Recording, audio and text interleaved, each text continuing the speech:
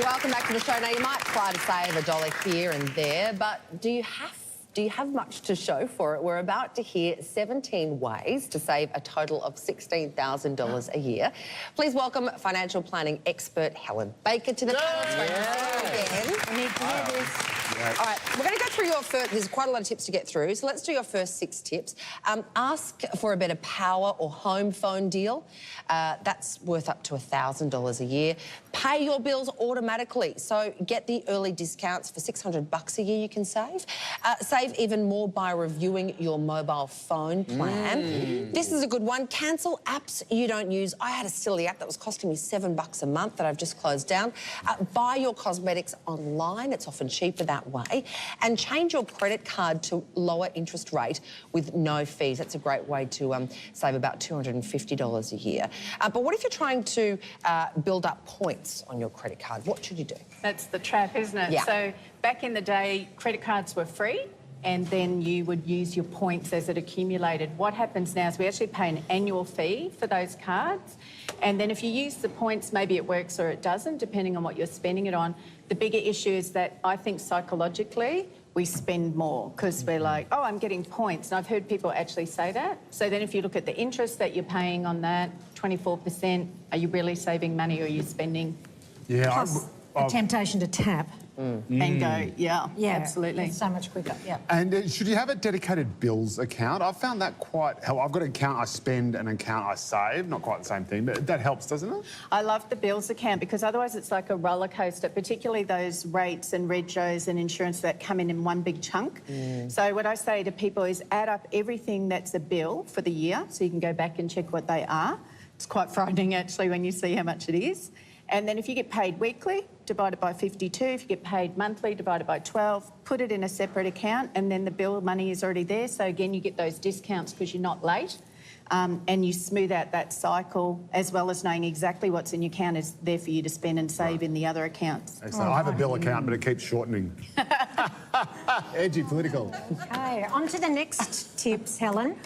Pay down the highest interest rate debt first. This could save $2,800. Get your debts on a lower rate, saving around $1,000. You'll explain that for us in a second. Round up your purchases and save the extra money, and I'll get you to explain that too.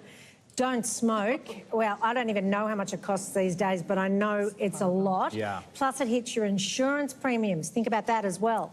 Plus salary sacrifice into your superannuation. So tell us about a couple of those. First of all, what's this rounding up your FCOS thing?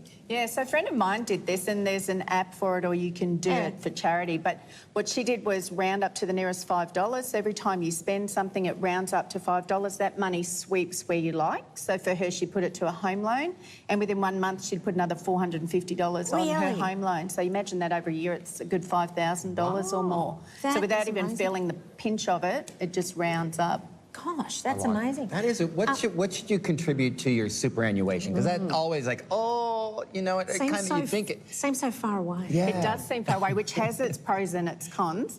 So if you think about $1,000 coming into your account from your salary after tax, is maybe more like $500 to $700.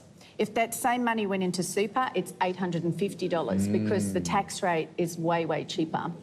So for a start, you get those instant savings. So where we're looking at savings, there's an opportunity. But if you put that same money invested, the one that was invested in your own name versus the one in super, this one's going to come out way higher. So over the long term, you get the benefit. But that's where you need to have bits of everything, not all your eggs in one basket. All right, let's look at the final 6 tips. Buy your Christmas presents and birthday presents during the year when the sales are good idea. $500 you can save. Buy clothes in the end of season sales. You could save $750. Don't eat out so often. Bring your leftovers to work. That's a biggie, and you can save $1,500 a year, or $1,560 really. Buy coffee in your own cup and get a discount. Don't grocery shop when you're hungry is another one. $1,000 you could save. You can save doing that. $20 a week easy, And buy soft drinks in cartons to have at home. Wow. Savings. I buy Diet Coke by the slab. Me too. And you can get it quite cheap, sometimes a supermarket special for like $14 or something. Right. Whereas if you go to the takeaway store, sorry, all the takeaway owners, but it's like two or three of those a day is about $3,258 a year. Wow. So if you do it where you're getting the cartons in, put them in the fridge at home, fridge at work, you'll save good $2,000 and a bit.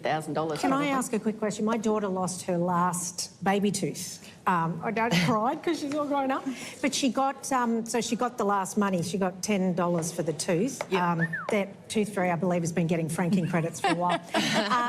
So she has saved, believe it or not, every cent from every tooth. Yep. What should she do with that money to do something good with it? Can't buy sweets? No. I love it. She would love For that me, it would be suggestion. shoes. No, to save it, and to if you're save it gonna and make save the it, most on it. I would just probably look at something like a high-interest saver, or even you could even just go and buy a share in something.